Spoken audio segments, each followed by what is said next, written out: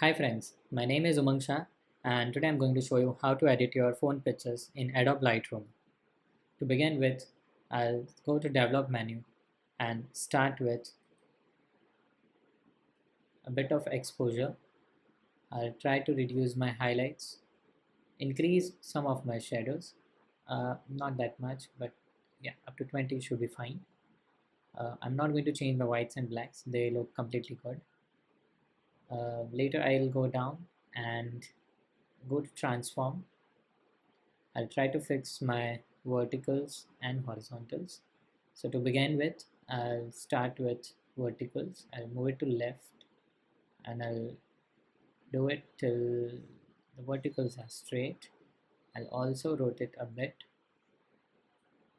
and then I'll take my Y offset to the left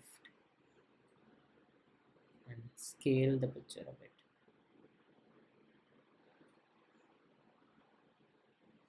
I'll also check again my verticals to be straight, and yes, that should look good. And yeah, that's it. My picture is ready. I'll show you before, after, before and after.